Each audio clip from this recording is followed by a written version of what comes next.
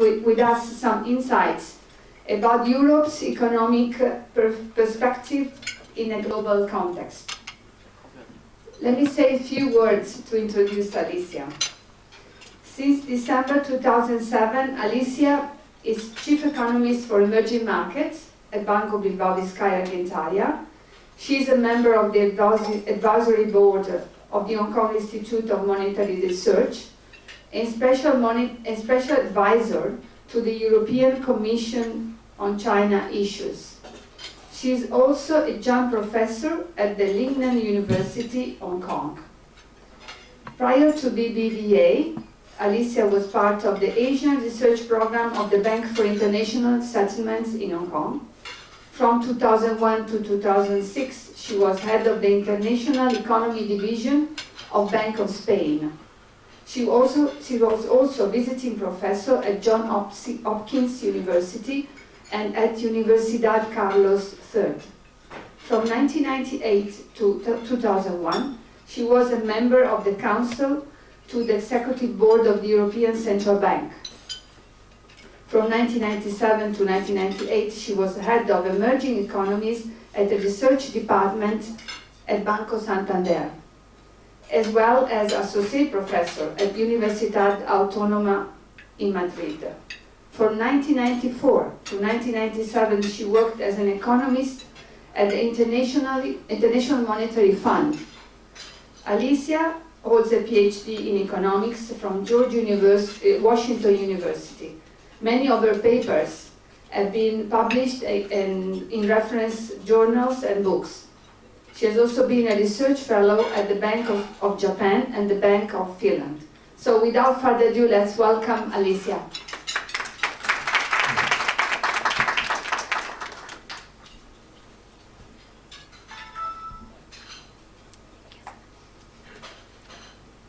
Thank you, Donatella. Thank you very much for being here. It's a pleasure. I hope you can hear me. And I hope I am not going to bore you too much. I'm sure you're enjoying your dessert. I have many slides, so it's kind of contradictory in a way, as Europe, by the way. But no matter these contradictions, I'm going to start right away for the sake of time. So I'm going to talk here about Europe in a global context. And I'm going to give you the key messages at the very beginning, and if I can't make it to the end, at least you get some ideas of what I wanted to tell you. First of all, there's undoubtedly a good mood about Europe recently compared to what we had seen in the summer and even before that. And it's not only related to Europe, it's also related to a better global environment. We're here in Hong Kong, we know what's happening in China, we know about the US fiscal cliff, and to some extent it's being resolved, if not fully. So there's like a positive move around the world, which certainly helps. But that's not all. I don't think we should think, okay, because there is this nice weather out there, Europe is doing fine. I think there's things happening in Europe as well which explain the better situation.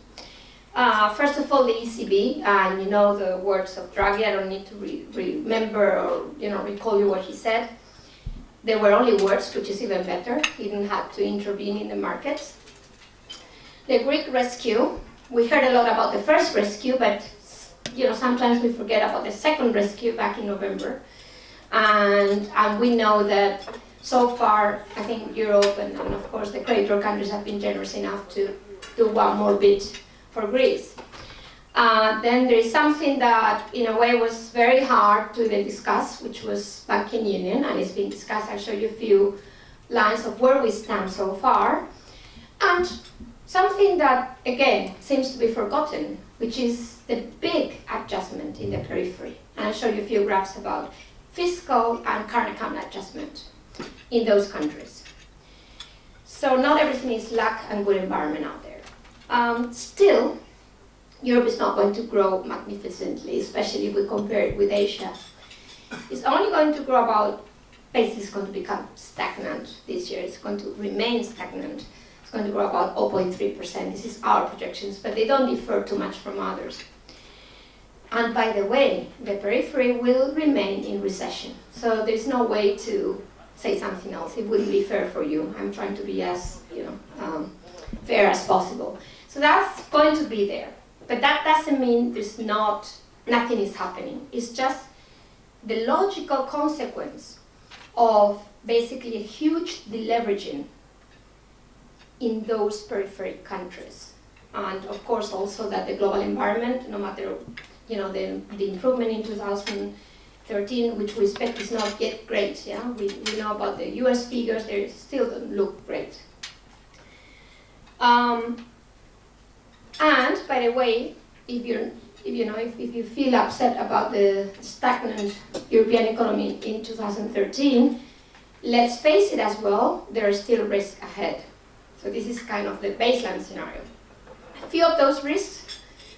Political instability in Italy, I won't say a word about that. We have many colleagues here who I'm sure know more than me. But, I had to mention it because it's on the news, you all know about it. The banking union project might stall. There is a lot of opposition. We don't really know how far it may go. The Greek issue is not yet fully over. We don't know whether the current level of debt is sustainable. It all depends on whether Greece starts to grow. And of course Cyprus. So there's a lot of risks out there, although our baseline scenarios, they will be kind of maintained under control, and we will have a stagnant economy in Europe next year, with some more recovery in 2014. So those are the messages. I'm going to move, this is what I'm going to do. I have basically 3 sections. There will be lots of graphs. I'll probably not stop at every single graph, but if there are questions, I can certainly go back to them. So a little bit, very little about the global economy, just to put matters in context. The first thing I want to show you on the left-hand side, or even the right-hand side, they both tell the same story, is that no matter how bad the sovereign crisis in Europe may look to you, it was nothing compared to Lehman in terms of depth and immediateness of the crisis. And you see that this is our financial stress index. VBA calculated one with lots of markets in there. This one is world trade and our own early indicator of world trade. And yeah, world trade is doing poorly, but nothing compared to what we saw. Of course, you may say, yes, but today this is lasting longer, and that's true. It's like a more protracted problem rather than a more acute problem. But we see some recovery. In fact, the financial stress index shows no stress as of today. It's kind of, average. And here you see some upward trending trade figures. So it seems the world is kind of recovering at the end of the day, at least trade-wise. These are projections for global growth. So 2013 is a slight improvement. Average global growth is 3.6. 2014 is 4.1. So, of course, nothing compared to Lehman. You see the figures 2009, but of course there's been slowdown, especially in 2012, very much related to the sovereign crisis in Europe. So, of course, again, the differences across regions are huge, and the key region which is growing the least in the world is what I'm going to talk about today, basically the Eurozone. That's the 0.3 I talked about 2013, 1.3 in 2014. So yes, there is a recovery, but the recovery is slow. But again, we are in a developed region. You have to compare with Japan, or for that matter, the US. The emerging world has different dynamics. So I move to second section on the Eurozone. And I'm going to talk a little bit about financial and fiscal drivers. The key point is gloomy outlook, indeed, stagnant growth, but tail risks really coming down very aggressively. So we would have been talking here about, the collapse of the euro probably only a few months ago, before the summer for sure, or even during the summer. I don't think that's something you would probably think you would be hearing today. And you think about that perception, which is kind of not even rational in a way, it says it all for tail risk. In a way, in everybody's mind, the tail risk is not there any longer. So that's already a huge good news for Europe. We need to do many things, but we are not focusing on the tail risk at the moment. Of course, key message was the ECB's announcement, which kind of geared everybody towards forgetting about this tail risk of euro breakdown. But there were other issues, as I mentioned before, the new agreement on Greece, banking union, and improvement in financial conditions as a consequence of all of this. And let's not forget the huge adjustment in the periphery, especially the current account. On the ECB decision, so of course the easiest thing to say is, well, it was perfect, yeah, because it worked so well. Frankly, we've not really tested it. So there's issues still as to how it would be implemented. So imagine that, that the sovereign spreads go up again. They're starting to go up, but say they continue to go up. And we see, in fact, the ECB intervenes. Would it intervene everywhere? Would it only intervene in program countries? So there's many question marks not yet answered. And I think the key question here is, how much is the ECB working on this to make sure that if it's really needed, it will work immediately and efficiently.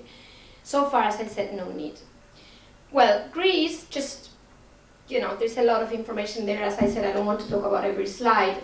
We know that the numbers for Greece after the second rescue look better. But the question is whether they look good enough. And if you look at, debt levels that in 2022, I'm not talking about tomorrow, will be like of the order of 120, they still look pretty high to me. So whether this will be sustainable, of course, very much depends on how fast the rest of Europe may get out of the current situation so that Greece can grow, especially out of external demand, which, by the way, is not the strongest point in that economy. So there is still a question mark here. But I think experience shows that if there is a third round, there will be a third round. And it's really not the key core issue that will determine the future of Europe. That's something that the November deal basically showed to the world. Banking union. Okay, you're all bankers, so you may know more than me about this. But what I have understood from this process is that this is a nice word, banking union, but it can mean many things to different people. So for some, banking union may be single rule book, which is basically something we've already approved. We believe it's not sufficient. Then you may think of a single supervisor, which we're working on, but the question is for whom? Is it only for the largest institutions? Is it going to be for everybody? It's good news, but maybe, again, not enough. And then we have two more things that are happening or that we're discussing that are really very relevant. If you think about a banking union anywhere, you have to think about somebody having the funds to intervene if a bank is broke. So that's the discussion today about the ECM, which basically means that there would be a European, not a national, a European institution recapitalizing banks at the European level. This, of course, today would mean that whoever has lost, say, in this specific moment, say Spain, taxpayers elsewhere would pay for that. And of course, this cannot be accepted today, which I find reasonable, by the way. So the question is not so much today, but for future banking activities. It's not so much about the stock of the problems today, but the flow of the problems in the future. So this has been discussed. The Eurogroup will deal with this issue in June 2013. So let's see what happens. And of course, the other side of the story for a banking union, as you can imagine, is the deposit guarantee. So no matter where you are, supposedly you should have, if there is a banking union, a single regulator, and somebody who is actually would recapitalize banks if needed. You should have the confidence that there is a single entity that will pay for your guarantee in case the bank collapses. And that, of course, has not yet been not only decided but agreed. So So there is a lot of issues. I think we've moved, given the importance of the matter. Think about China and Hong Kong now that if somebody says, okay, we have the same deposit guarantee. And supposedly you're one country, two systems, whatever, but frankly, it would be an uproar, yeah? There would be a lot of issues. So we're talking about 27 countries, if we only concentrate on the euro, there would be fewer, but I'm just saying this is a very difficult issue. And I think the steps that have been taken so far should not be disregarded, because they are relevant, although more need to come. So all of this news, just show how the spreads look today. And they, frankly, look much better. You all know that. There's been some some picking up recently. But I think, all in all, the situation is more comfortable. It's not yet comfortable, but it's more comfortable. In fact, some banks, even in the periphery, have started to issue debt. You have there, like, the structure of the new issuance, where you see, Spain, Italy, Ireland, Portugal, and more or less what all of them have been issuing. The red point is the amount of issuance. So, the idea that the markets were closed is no longer there. Since actually banks in the periphery have been issuing successfully. Of course, at high rate, increasingly lower recently. And this is not only because they've issued at home. There's quite a lot of money starting to come from non-residents, even in Spain or Italian debt. So you see that the things starting to stabilize in terms of foreign demand for public debt in these countries. Now, a big issue, which I think is still a problem, is fragmentation in the money market in Europe. This is our own measure of fragmentation. Is basically looking at many other markets in Europe, and it just shows that we were at a plateau, a huge degree of fragmentation, and it's improving. This is a very well-known graph, is the net balance within the euro system. So what it says is that peripheral countries were net debtors, as it couldn't be otherwise because they were drawing the liquidity from the central bank, and core countries were net creditors. And there's been a lot of discussion about what this really implies. The only point I'm going to make here is that this is starting to come down from very high levels. Of course, it's still risky, but it's starting to come down. It's not continuing over time. And the last point, which I mentioned was very important, was this idea that it's not only because God came, Draghi, and said, don't worry about it. I mean, countries are doing as much as they can. The question is whether, for some, this is even too much, and that's why they are in a recession. For others, this is not enough. It's hard. I'm not going to get into that discussion whether fiscal, the fiscal consolidation is too much or not. But I'm only going to show you that it is indeed happening. Yeah. So these are the numbers for the fiscal, for the public debt and the fiscal condition in fiscal deficit in the periphery countries, although Germany and France are included. So you see basically a decrease in trend everywhere. And finally, and in my opinion, more importantly, and people don't look at this as much as for the fiscal slippages, because many of the countries, not Greece, but say Spain for sure, certainly in Portugal, all of these countries had, more than anything, a current account problem. In other words, they were accumulating external debt. They were borrowing too much. It was the private sector to borrow too much. In fact, public debt in Spain was well below European average. It was about 40% of GDP in 2006, 2007. It was very low public debt. The issue was that everybody else, mainly the private sector, was borrowing for a growth that wasn't sustainable. And you could see that in huge current account deficits. You see the numbers there for basically everybody. Ireland, Greece, everybody had very large current account deficits except Germany, as you know. So you see the correction is just massive. You have to go back to the Latin American debt crisis in the 80s to see countries correcting the current account deficit at that speed. It's simply very costly growth-wise. It's very costly. The country has to contract, not to consume and invest, so that it doesn't have to import as much. So that's the story. So as a consequence of all of this, as I said, Europe is going to grow very little in 2013. The fourth quarter of 2012 was horrible, so some people may not even believe my numbers.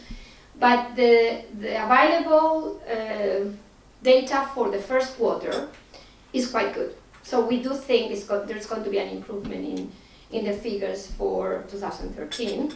Confidence, for example, if you look at EU confidence surveys, they are much better. This is not yet in the hard data, so we use it, of course, as a projection for GDP. So, as I said, stagnant economy, but increasingly better, especially 2014. But again, it's not going to be the same everywhere. Germany is going to do better. We're seeing this already in the export numbers. We think this is basically due to the already much better performance of China and other key emerging economies, which are pushing exports. And we expect the recession to continue in 2013 in the periphery. And frankly, if you tell me, are you worried? No, that is exactly what should happen. I would like those current account deficits to vanish. I would like them to stay there just for a little bit more growth in 2013. I think crisis, you have to get to the bottom, deleverage, clean up, and start again. And if you don't do it, you'll pay twice, in the course of the years. So I'm not worried about that. I think this is exactly what we should see. Risk to the baseline scenario. I mentioned many risks to you, which I'm not going to kind of spell out because of lack of time. And again, you might not be interested about all of these cases. I'm only going to talk about the euro. Because first of all, I am an economist, so that's where I feel more comfortable than talking about politics elsewhere or whatever. But also because there is a lot of misperception as to how bad euro appreciation may be for Europe. And frankly, it is a problem. And we are seeing, issues in European exports which may be related to this. But I'm just trying to say that some countries will suffer more than others. The impact of the exchange rate appreciation, the euro appreciation, is very different across countries. And basically, Germany and Spain will suffer less, while France and Italy will suffer more. This is basically the estimated impact of a 10% appreciation of euro-dollar on euro exports. This basically depends on the sensitivity of exports to price, which is very different depending on what you export. Now, the good thing is the euro is reverting, so maybe all of this won't happen and the euro will not have this negative impact on growth as we're expecting. What about Spain? I happen to work for a Spanish bank, although we now have less than 16% of our profits coming from Spain. We're mainly an emerging market bank. That's where we get our profits, but still we're a Spanish bank. So I think, I owe you a little bit of news or information about Spain. First of all, 2012 has been horrible, but frankly, we expect it to be even worse. If you look at the projections we had at the beginning of the year, they were even many were thinking about 2%, basically 2 or over 2% recession, which turned out not to be the case. And we still expect negative growth, as I mentioned, in 2013, but the early indicators, as I mentioned, for Europe, this message is true for Spain. They're improving in these early months of 2013. Why are they improving? The main reason is external demand. Exports are really booming, notwithstanding the euro, which is kind of hard because it's hard to compete with such a strong currency. But wages are collapsing in Spain. It's really dramatic. And again, and many of my connationals won't agree, but I think that is what should happen. Because as long as you maintain a currency with other members of European Monetary Union, the only way for you to adjust your, improve your competitiveness is through wage adjustment, and that's exactly what's happening. Of course, imports are collapsing as well, but this is again due to the recession. Unemployment rate, so we reached our projection is that we're not yet at the maximum. Unemployment is a very bad word.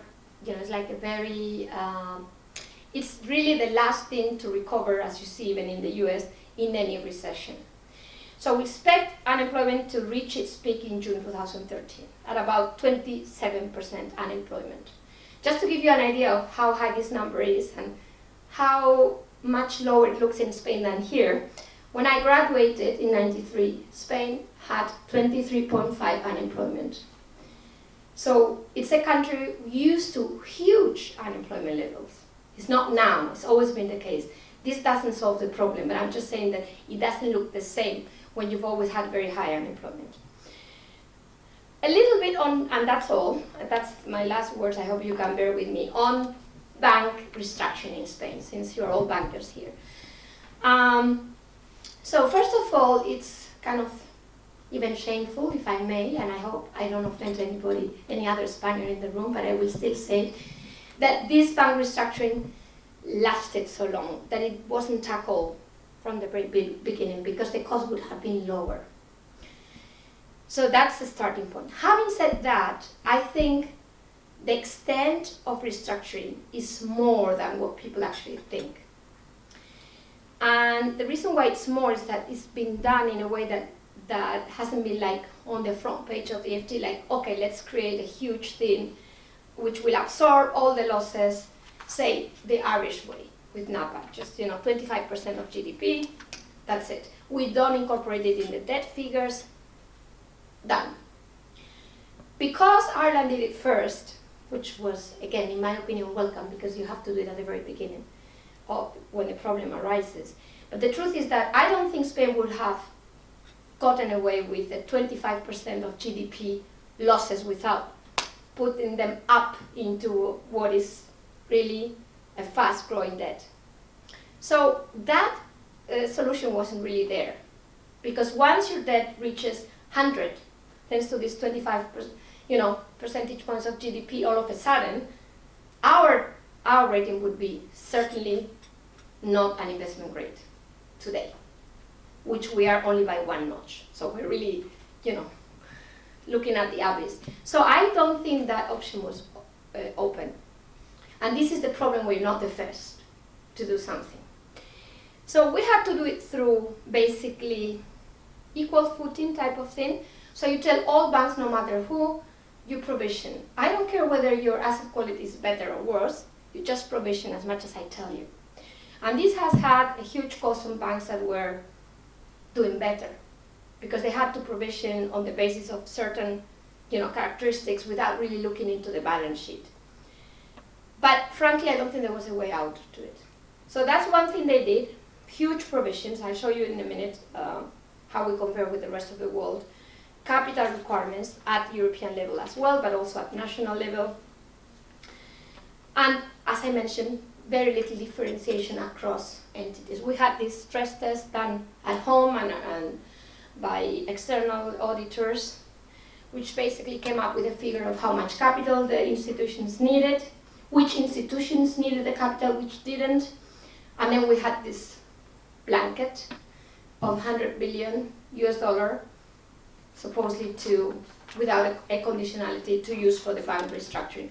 So far, about 39 billion have been used, and we think that that will be it. So far, the injections are not 25% of GDP. They're 5% of GDP compared to the UK. That's the cost so far of the bank restructuring in Spain. Whether it's going to be enough, it's hard to tell. In my opinion, if financial conditions stabilize, there will be enough. But if they don't, it's impossible to calculate losses, because you just have to think about the flow, not only the stock. Basically, new losses coming from a worsening economic situation and financial situation. And another thing that, when I say that the reform is really ongoing and maybe has gone much further than we may think, is that you had 45 savings banks in Spain. Now you have 11, and out of which 9 are banks today. So this idea of saving banks in Spain should be rewritten in, there are no more saving banks in Spain. There's actually 2 left. So I think there's a lot of issues that, of course, you basically have to be in the place to kind of figure out how things are. I'm not saying they're easy, but I'm just saying they're moving. They're not stuck somewhere. Provision is just a few figures. Spain, provisional level today to non-performing loans looks similar to US or France, higher than Portugal, Greece, Ireland, Germany, Italy, United Kingdom. So basically the provisional level is high. But this has caused a huge loss of profits for even banks that were doing well, because they were implemented across the board. Public injections, I mentioned Ireland, the 25% of NAPA was only the first round. They did the second round, is reaching 42% of GDP.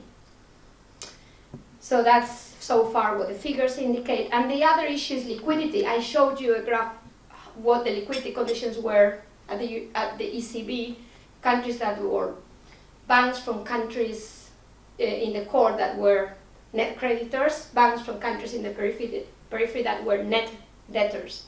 This is the situation for Spain. How you calculate this? You look at your capital key. Having worked at the European Central Bank, I tell you, you better have a good capital key, because that's all. That's how they calculate your quota. Everything you have depends on your capital key, which depends on your GDP, your population, and how powerful you are. It's not only that. So what you get supposedly should depend on your capital key. At the core of the crisis, where the money market in Europe was fragmented, nobody was lending, and therefore nobody was borrowing, everybody went to the ECB. That was it. So people shooted up their holdings, their borrowings, well above their capital key, just as much as they needed. So this is why countries ended up, like say Spain, holding net 28% of total borrowing from the ECB. And of course, worse than that was Ireland and Portugal. And then you have countries that are even well below their capital key, such as Germany, because it's a net creditor. It's just 2%. So this has to change. My point here is this can't go on. And we see now that there's been already repayments.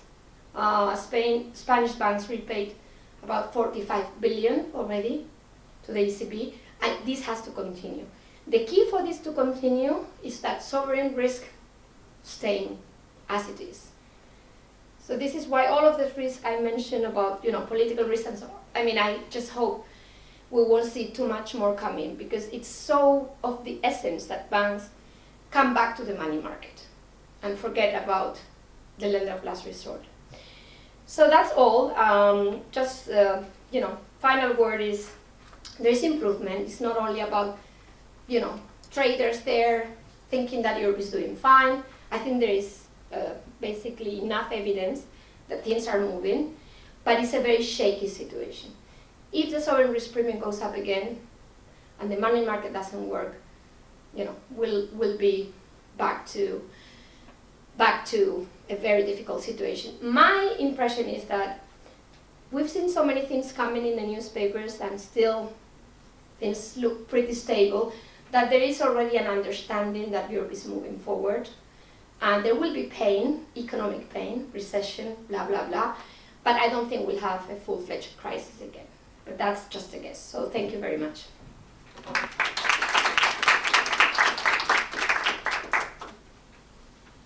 Thank you very much.